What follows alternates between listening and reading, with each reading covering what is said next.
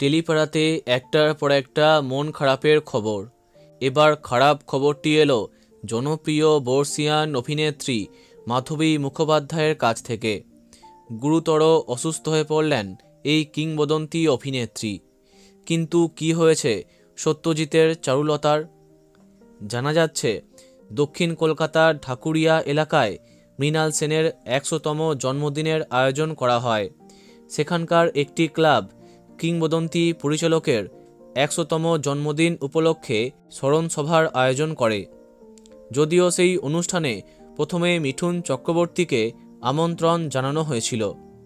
মিঠুন শেষ পর্যন্ত না আসতে পারায় মাধবী মুখোপাধ্যায়কে আমন্ত্রণ করে নিয়ে যাওয়া হয়।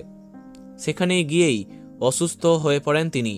প্রথমে তাকে হসপিটালে ভর্তি করা হতে পারে এমনটা জানা গেছিল, যদিও আপাতত তিনি তার মেয়ের বাড়িতে আছেন। এ বিষয়ে TV9 বাংলাকে মাধবী মুখোপাধ্যায় বললেন, মৃণাল সেনের 100 বছরের জন্মদিনের অনুষ্ঠান, আমি তাই না করতে পারিনি। মিঠুনের আসার কথা ছিল, ও আসতে পারিনি, তাই আমি চলে যাই। কিন্তু কি অবস্থা দেখুন না, ওখানে গিয়েই আমি খুব অসুস্থ হয়ে পড়ি। যে অনুষ্ঠানটি হয়েছিল সেটা খোলা মাঠের মধ্যে হয়েছিল। মাথার উপর ছাউনি নেই, খোলা মাঠে হু হু করে ঠান্ডা হাওয়া বইছিল। আর আমার তো বয়স হয়েছে, শরীরটা খারাপ হয়ে যায় মুহূর্তে, খুবই অসুস্থ হয়ে পড়ি।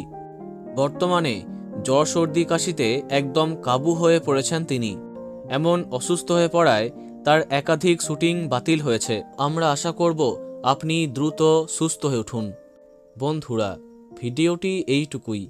বাংলা বিনোদনের অন্যান্য খবর পেতে সাবস্ক্রাইব করো